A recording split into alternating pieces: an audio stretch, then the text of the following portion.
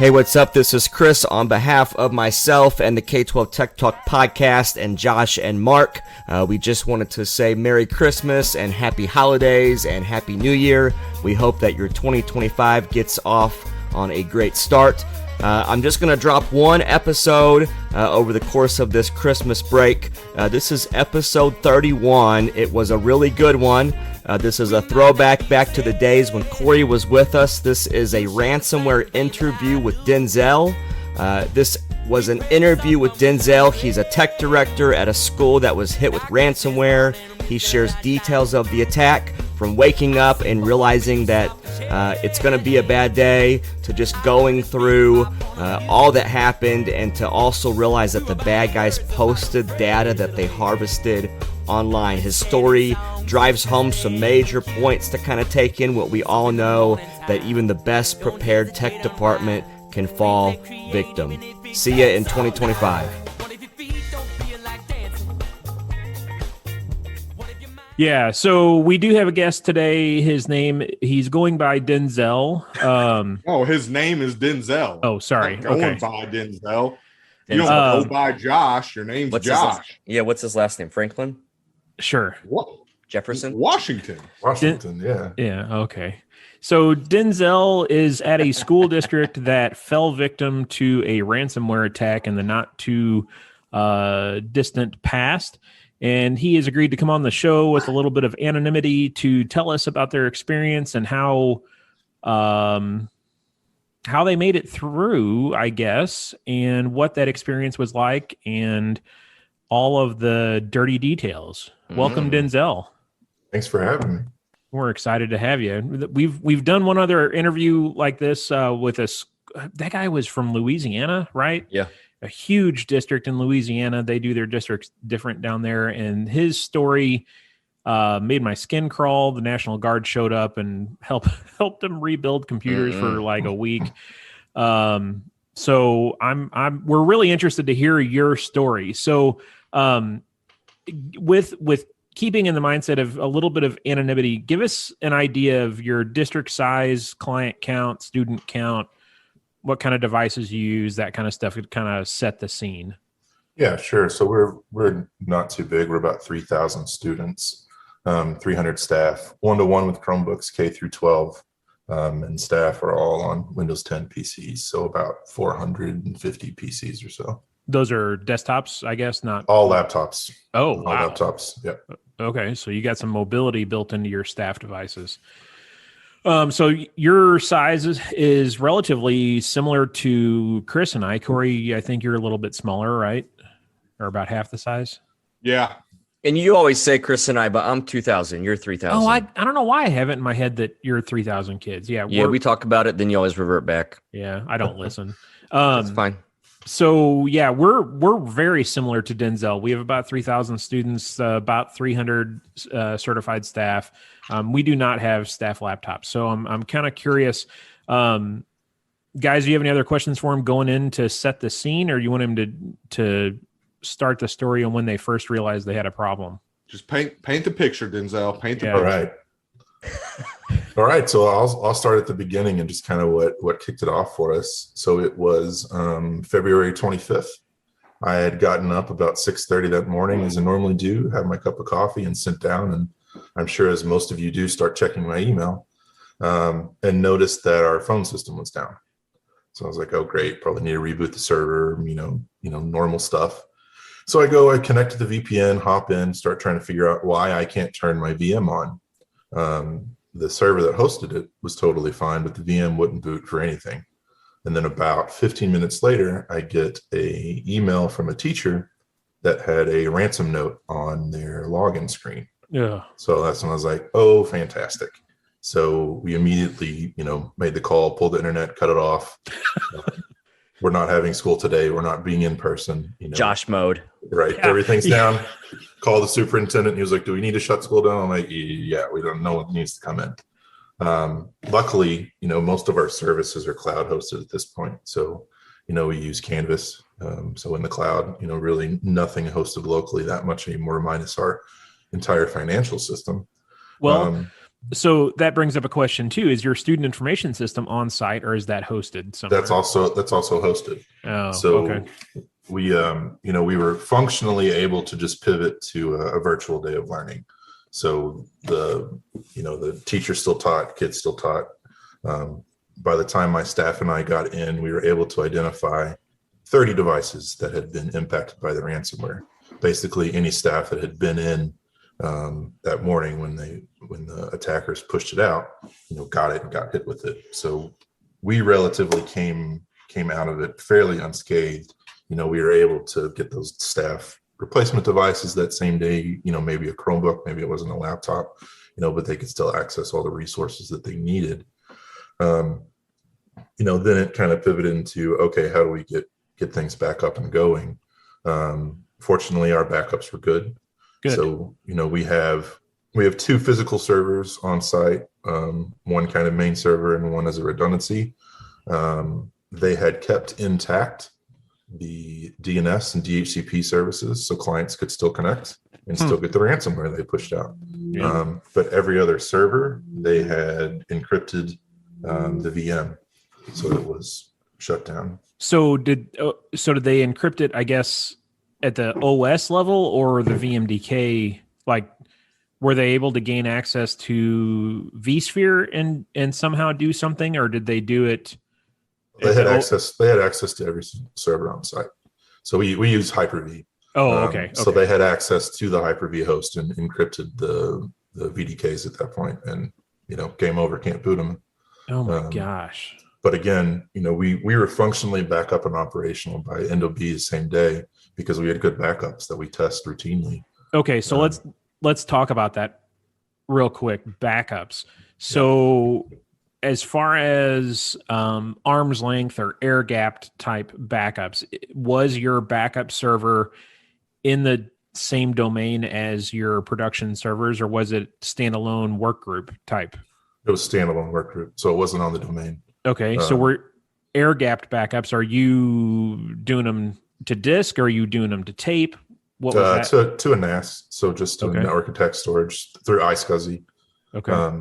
So backing up that way. Could they have, if they had been persistent enough, could they have found it and gotten to it?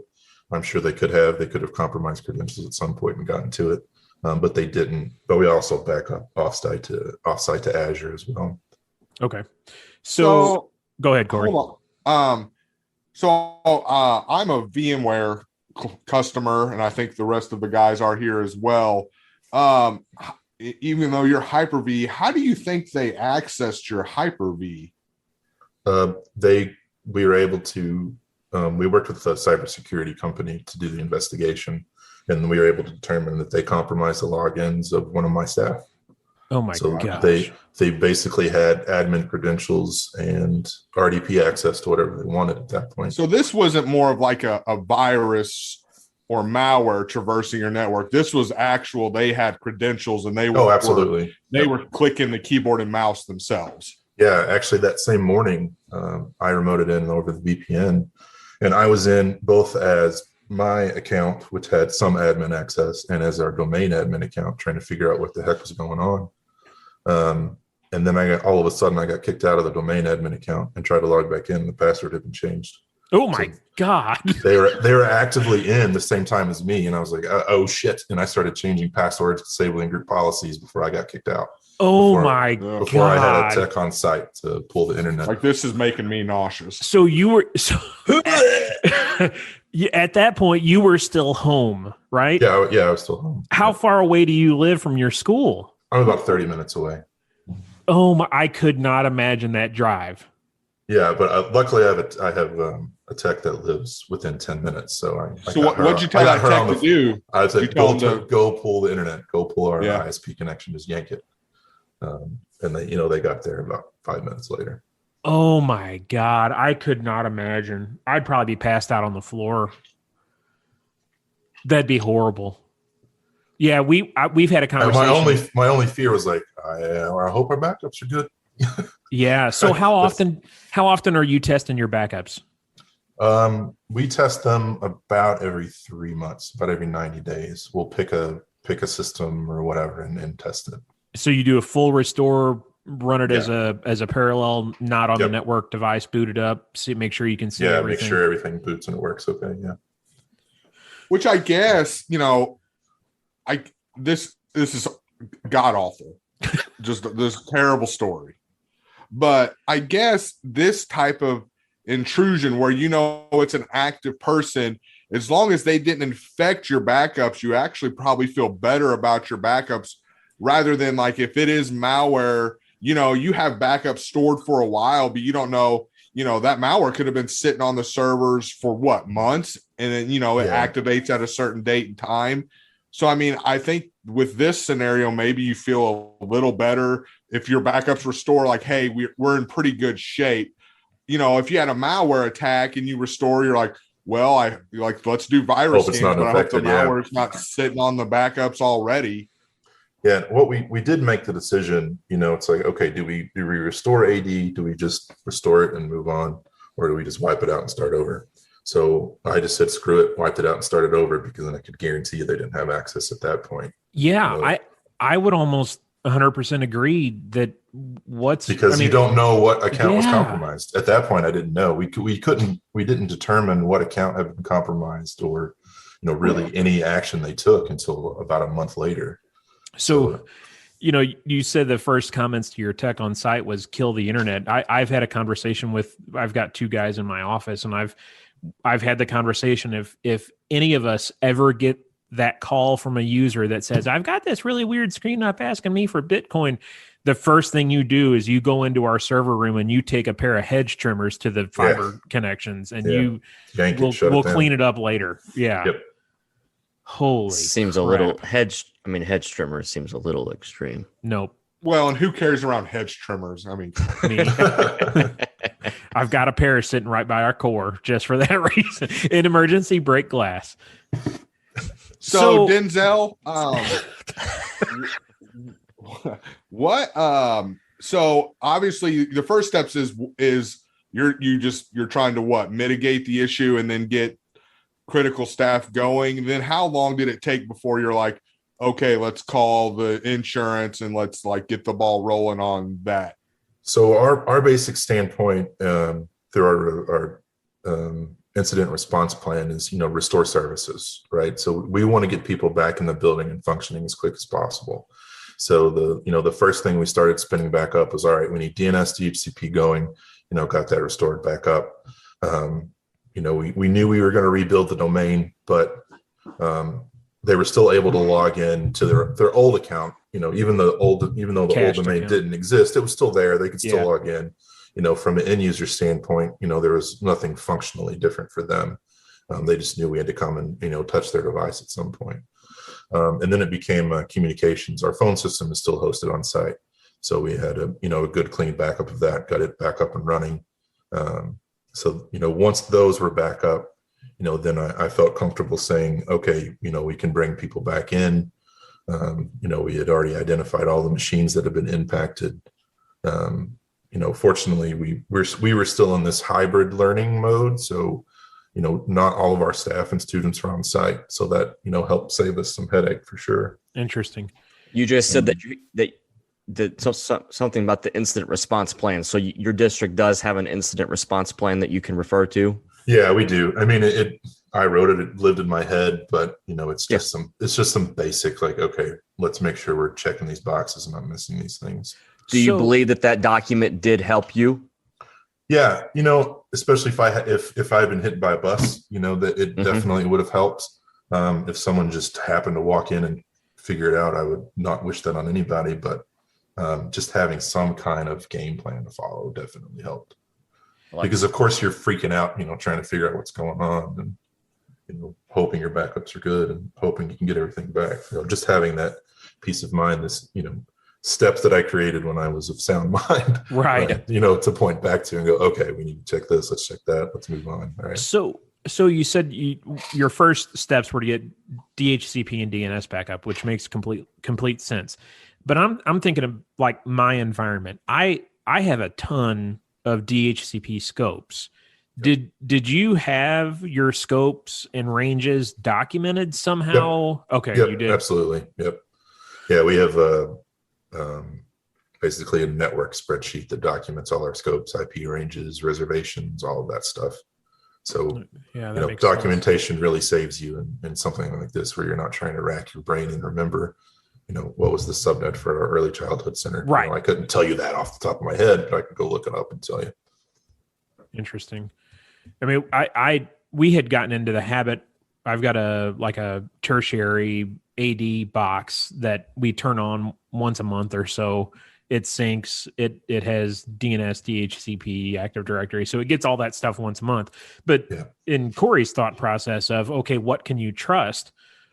And if you're really in the mindset of a zero trust type event, nuke it. You can't trust anything. So, and I guess that leads. Yeah, and that's the approach I took was zero trust. It's like, I don't know what's been compromised. I don't know what's been, I wasn't necessarily worried about, reusing the same DHCP range, right? Especially if, if AD was brand new, I didn't care at that point. All our IPs could stay the same.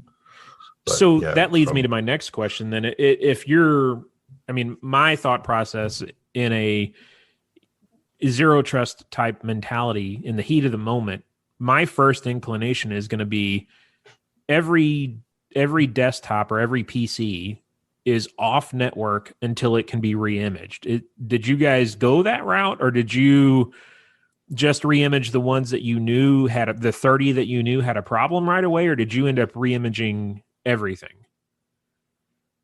No, we only reimaged the ones that we knew right away. But we didn't even image those. It took a month before we cleared those through the investigators we worked with. But no, PCs that weren't infected, we allowed them to come back on the network for two reasons. One, our antivirus did catch it and stop it. Oh, interesting. It pushed out to about 30 machines. It was a PowerShell script that was running. So it eventually flagged that as suspicious behavior and stopped it on about 120. So I felt fairly confident that if it was still, actively being pushed from somewhere, that our AV would catch it. And then we also pushed a secondary monitoring through Sentinel-1, which I know a ton of districts use, but the cybersecurity company pushed that out, and we pushed that out to every machine as we move them over to the new domain. So they monitored that for a month just to make sure there was nothing residual out there. Were you relying on your antivirus logs to tell you how it was spreading, or what? How did you identify, these 30 machines got it? Like, what were you trusting for that?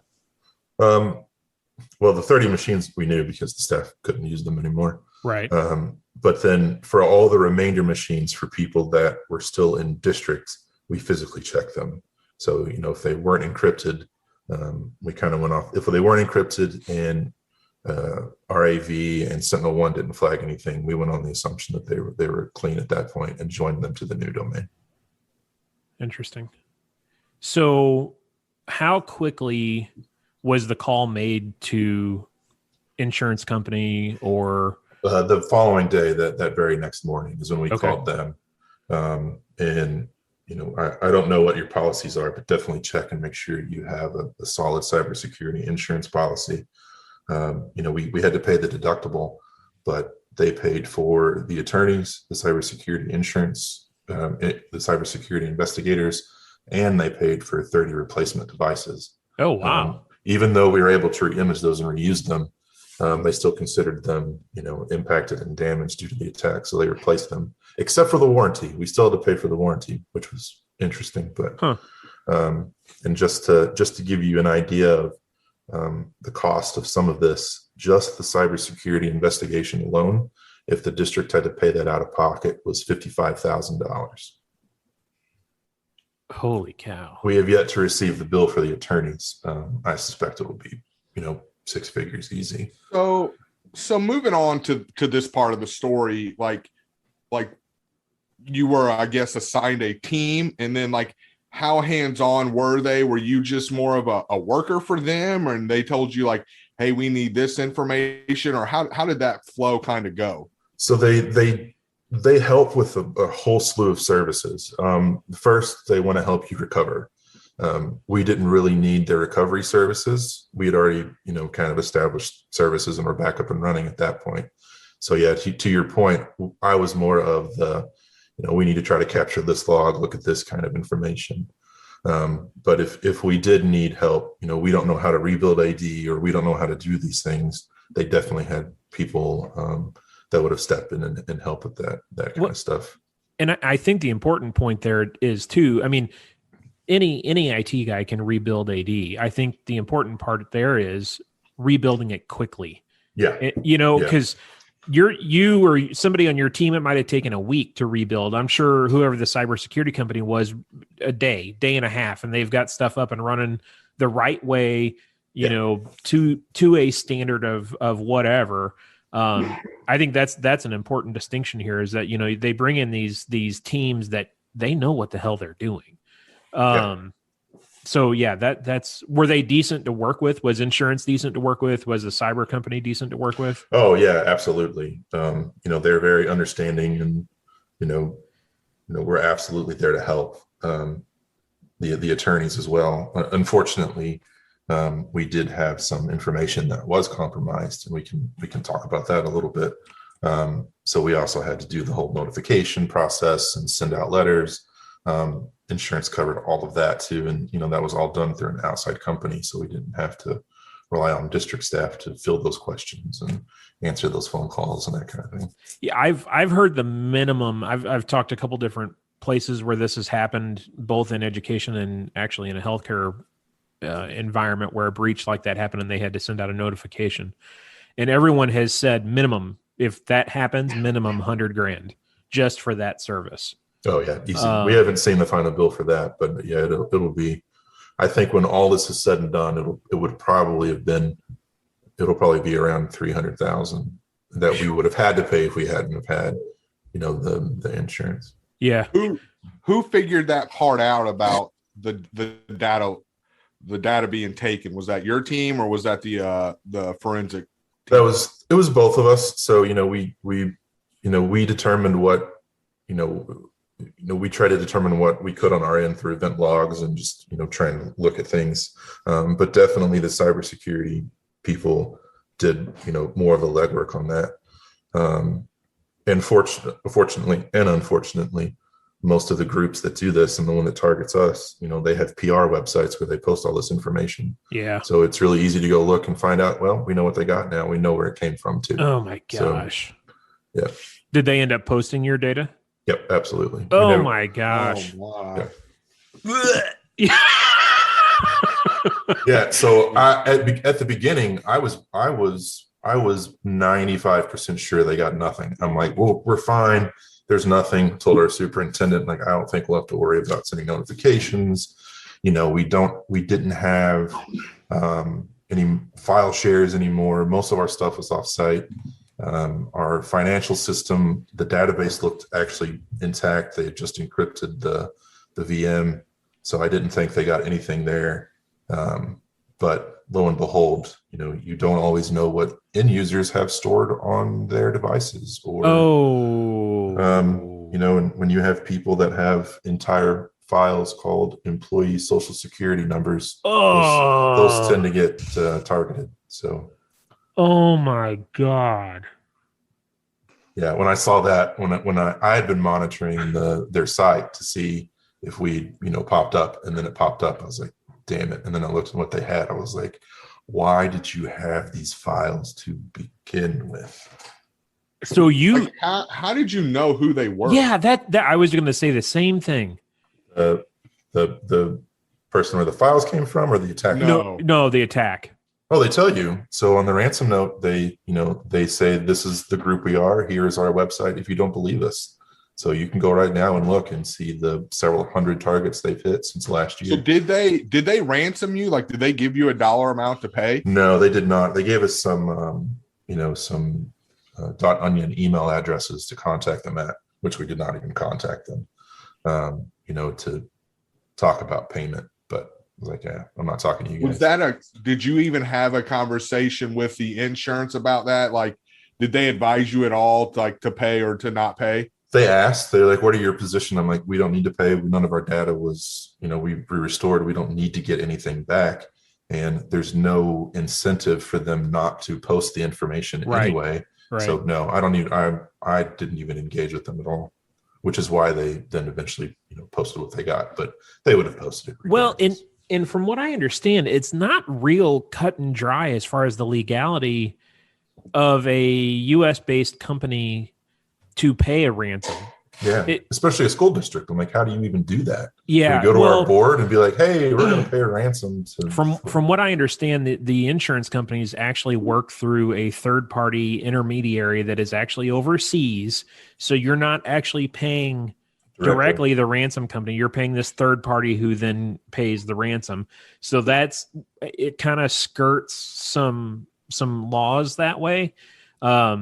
But you're exactly right. Even if you pay it, what's the driver for them not to post the data? Yeah. And if you pay it and they honesty. know that you're a target and you'll pay them, what's stopping them from trying to hit you again? Yeah. Oh my gosh. So it wasn't data from a server. It was data from a client machine or a worker machine. Oh data from a client, data from which you can't, that's unpreventable. That cannot be stopped. Yeah, it can be mitigated, right? So, we're looking now at, okay, we need to have some kind of software running to look for PII. We have that on Google Drive with DLP to scan for social security numbers and those sorts of things. But, now we're looking at, all right, we need something that we can push out on all of our Windows machines. Because unfortunately, it wasn't just one user. We had, when we told our users we were moving their computers over to the domain, we were like, be sure you have anything on your desktop, backed up in Google Drive. I can't tell you the number of tax records that then got uploaded to our Google Drive. Yeah. And it's like, oh my gosh. And some of the people that were impacted, their tax records are on there. So not only were their information compromised, their kids, their spouses, their businesses. Some people had that information saved to a machine that was hit. So gosh, we have definitely a big focus next year of, trying to train our users that, these PCs are not yours. They shouldn't be used for your personal life. Okay, you want to do your taxes on them, but you don't need to save a copy to your machine or your school Google Drive. Which I'm a little similar to you. Like all my staff have laptops as well. And when your staff have laptops, there is a different feeling. They take the thing home every night. Yeah. And, they hook it up to their home Wi-Fi. And so there is a little different perception, I think, with, your teacher has a laptop, they take it home and they feel like it's a little more like I've had some staff where like that the only laptop they've ever had is a district provided laptop. So like, obviously it's going to have personal use things on there. Whereas if it's just a desktop that sits in their classroom all day long, they're most likely going to have another device they might use personal stuff for. We've and I guess this is a somethingcool.com plug, but I need to do far more than this. But they have a thing. It's like I scan online and I buy, it's like 3 a month. And like you just pick 3 random computers and it does a scan and it tells you like it would. And I've had this before, like a counselor's computer, and it says like, here's a bunch of, it ended up being like social security numbers of kids, like because they were going into the army or whatever. And it gives the computer a dollar amount. Like if that computer were stolen, this is how much is on there. But my whole bit, so okay, I did that and that's cool and it's on 3 computers, but taking action, like, okay, that end user had that data on there. I don't know that I like am at a good place or to have administrative or school board backing, like to nip, don't download that stuff or don't keep that stuff or whatever. Yeah. Unfortunately, you might not even get that until you get hit with ransomware and all your information is leaked. And then you go to them and you say, we need to spend X amount of dollars to fix these problems. And we need to hold people accountable to protect PII because it's not just my problem. Because I felt like that thing I did was like $20 a month. And I felt like it was like asking a lot. You know what I mean? Like, we're scanning computers now for, whatever. Right. I'm about to spend a whole lot more than that. Yeah.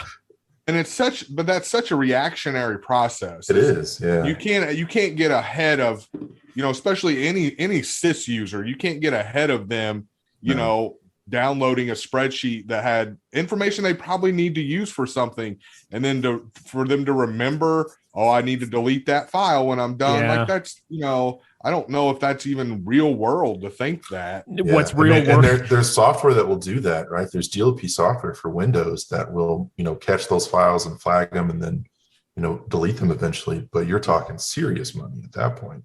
Well, or Right. you go back to Weiss terminals in VDI, where every Yeah. time they shut down, the machine's wiped. But that's horribly expensive and not a great experience either. Right. So to get back to the how of this, just real quick. So you had mentioned here's the Denzel. Was it you? Was you compromised? Thank God it was not me. Okay. No, it was not. I would tell you if it was, but it certainly was not. That was my first fear. I actually that moment at home when I realized it was going on, I was like, shit. I wiped all my computers in my house. Oh my gosh. I wiped everything in my house. I went to my son's room, like, I'm wiping your computer. It's like, but I need to play Fortnite. Like, nope, too bad.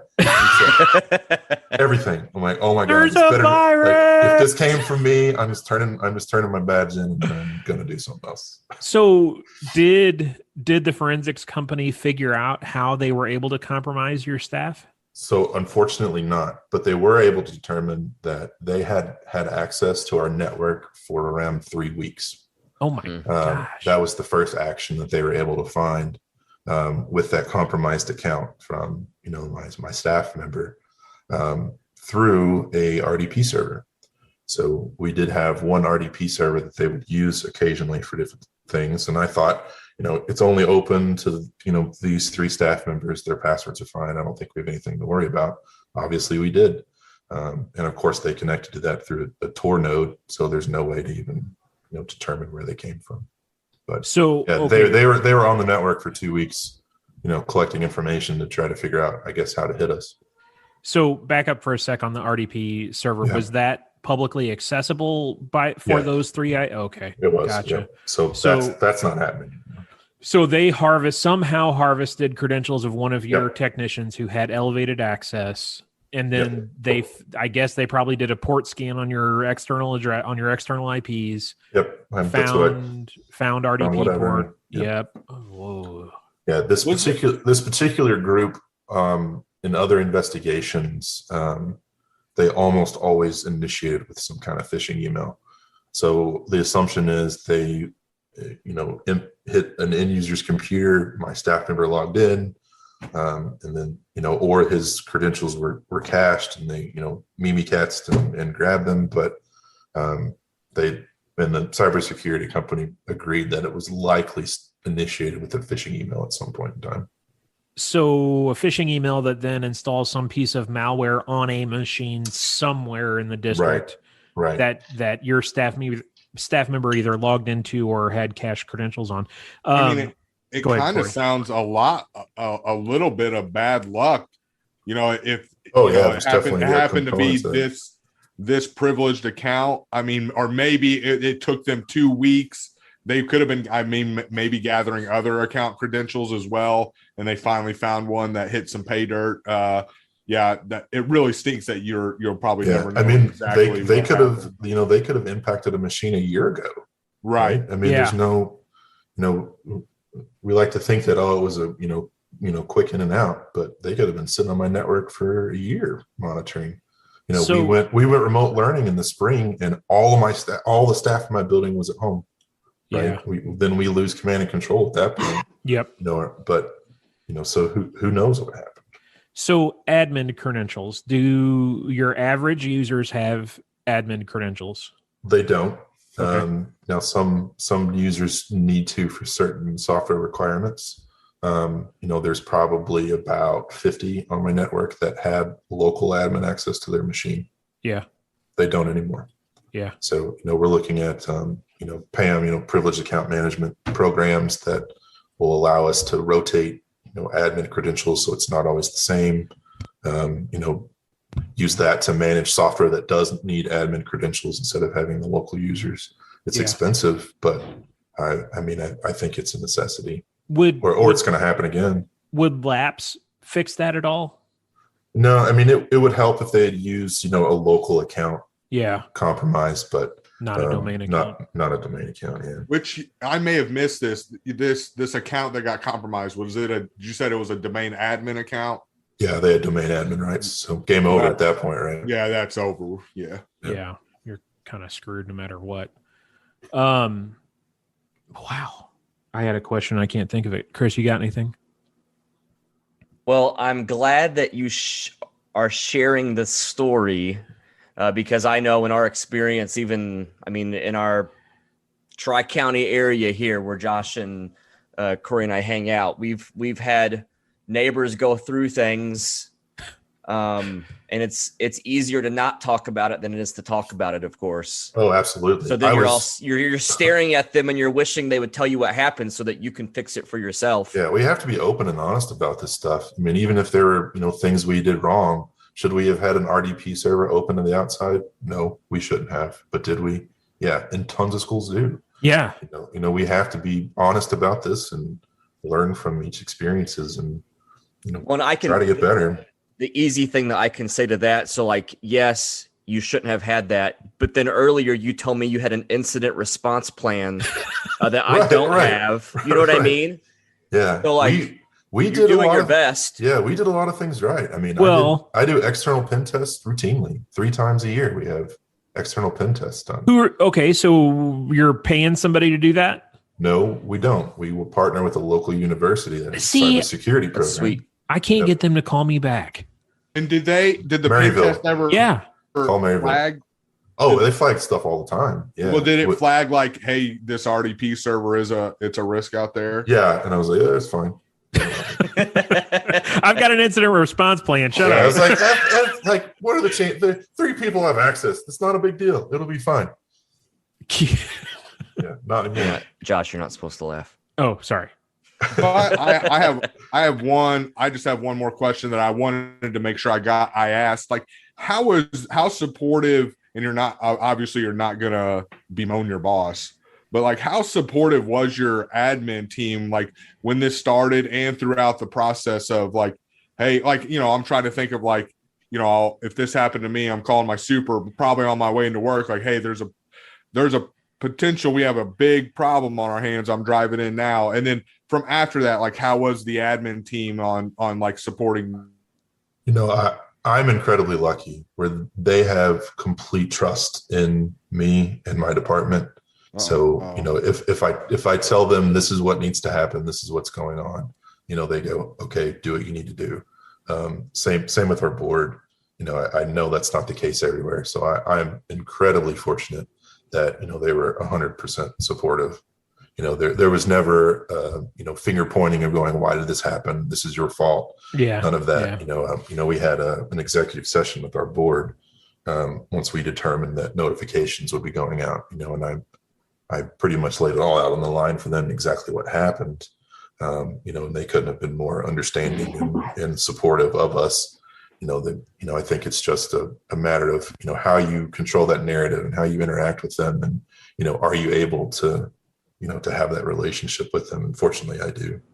Well, and I think a big part of it is being completely honest and open with them. Absolutely. It's not one of those situations where you're going to say, hey, we got a problem, we got owned, and then hide half the story from them. And then they find out in an executive summary report from the forensics team. I could have completely done that.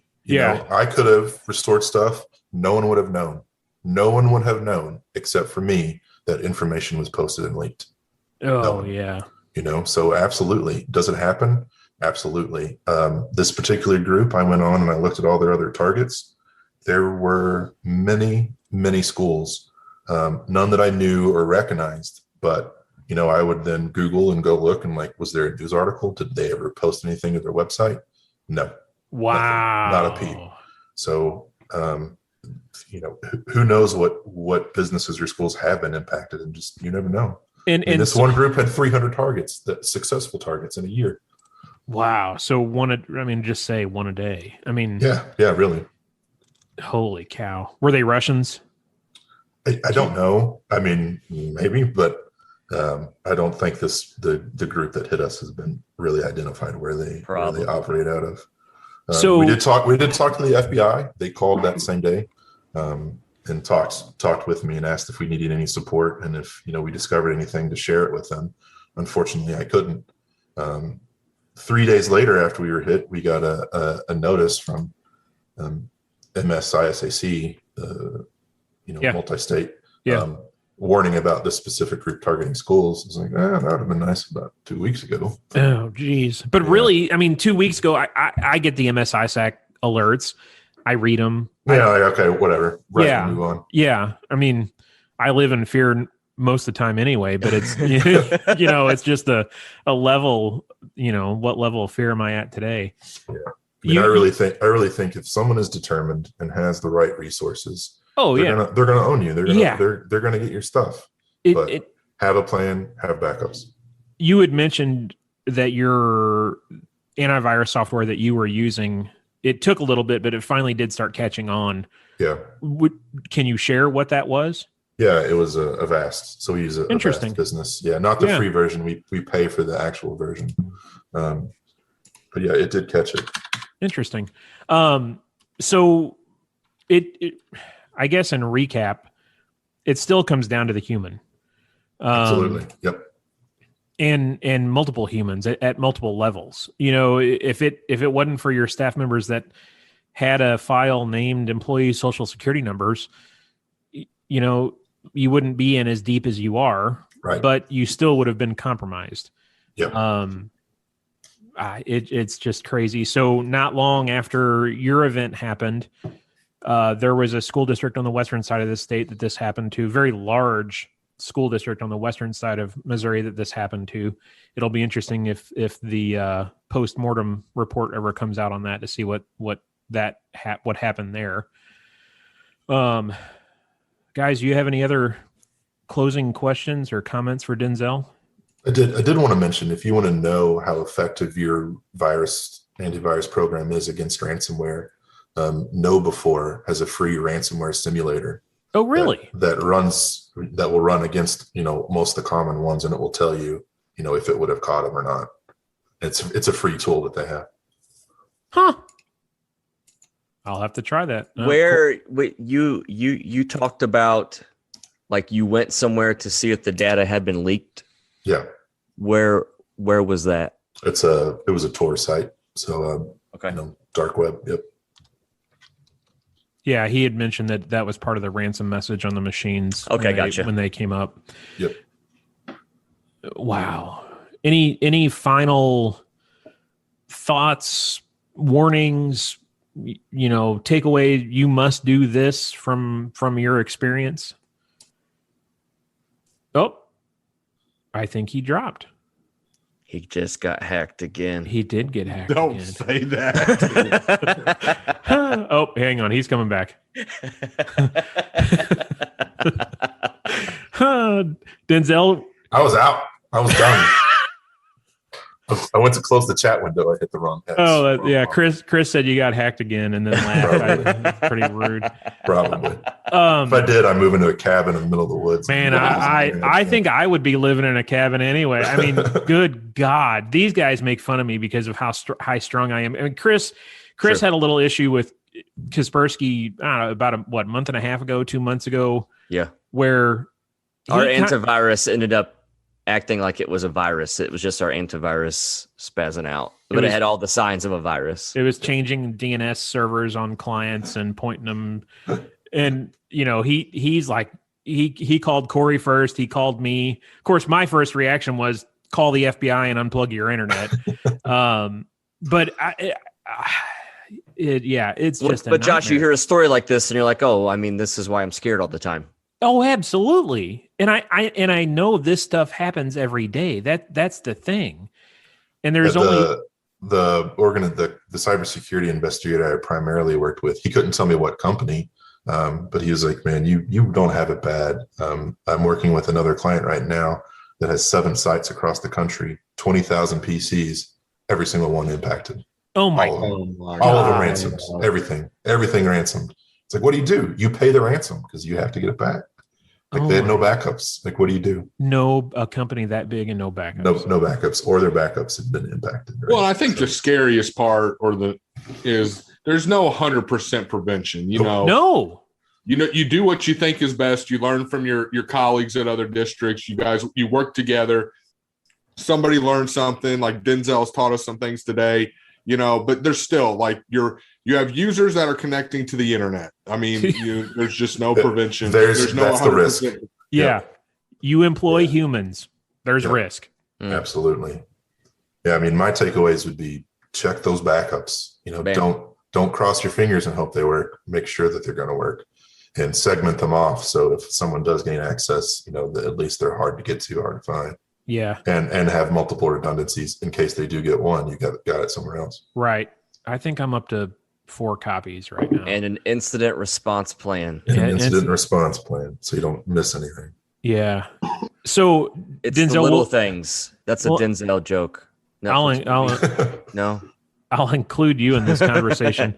I saw an email. I don't know if you guys saw the email. I think Corey did late this afternoon from a school district that said their cybersecurity insurance company is now requiring that they turn on 2FA or multi-factor authentication for all email, for VPN remote access, and any privileged network account for them to be covered under cybersecurity insurance. Yeah, most of them are doing that now.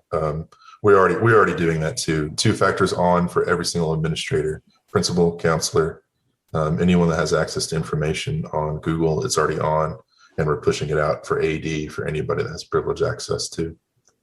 What are you doing for AD? Are you using the keys? A company called Duo. So they're relatively inexpensive, and it's just a push that lives on the machine, and then it's an SMS message or you get an app on your phone to grant access. Have you had any staff that said, "Not my phone. I'm not using my phone for work"? No, not yet. In the fall, when I pushed to move every single staff member to 2-factor authentication on their Windows device, I'm sure that's going to happen. But I think it's an inevitability. I think you're going to have it.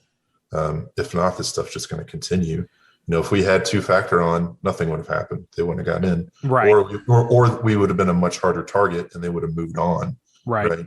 So I think it's inevitable. 2-factor on mail, do you require it of all staff? No, right now it's just anyone that has access to any PII, large amounts, not teachers, but counselors, principals, attendance clerks, all of the administration building. Yeah. So that's what we do too. Well, and we just started doing that. Actually, this coming Monday is when I've given, there's about 50 users. So they've had 2 weeks to turn on 2-factor for their Google. And then on Monday, I enforce it. But I know some districts where they've tried to do it and the union's gotten involved and prevented them from making it happen, which is unfortunate. But well, Corey does it for all staff, right, Corey? Yes, sir. Yeah. Good on you, man. Yeah, don't give him too much pride. Good on me. Did you guys hear that? Good on me. Pride before the fall. Well, Denzel, we really appreciate you taking an hour's worth of your evening with us to scare the hell out of us. But I think it's worthwhile. It's a worthwhile story to share. And like you said, it's a learning experience for everyone involved. Right. You guys, firsthand, you guys learned a lot. Absolutely. But I know I've learned something tonight. Chris and Corey both probably learned. Well, probably not Corey. He's pretty smart. learned I need another job. That's what I've learned. Yeah. I need another occupation. Like shaved ice cream. I want to I just want to be a lumberjack. Just go cut trees down. Do you have a beard, Denzel? I do have a beard. Yes. My man. That's too physical for Corey. He would need something where he could wear Crocs. Oh yeah, no. There's no way I could be a lumberjack. No. You don't even cut your own yard. Oh. No. Neighbor Don does. He was not a sponsor of the pod, but could be. Yeah, if you want your grass cut by Corey's dad. No, it's neighbor Don. Oh, sorry. Okay. So, Denzel, we appreciate it. The views and opinions expressed on the K-12 Tech Talk podcast are the personal opinions of Josh, Chris, and Mark, and do not represent the views or opinions of our sponsors or other organizations that we're affiliated with. The material and information presented here is for general information and entertainment purposes only. Thanks for listening, and we'll see you next week. We were buying words about the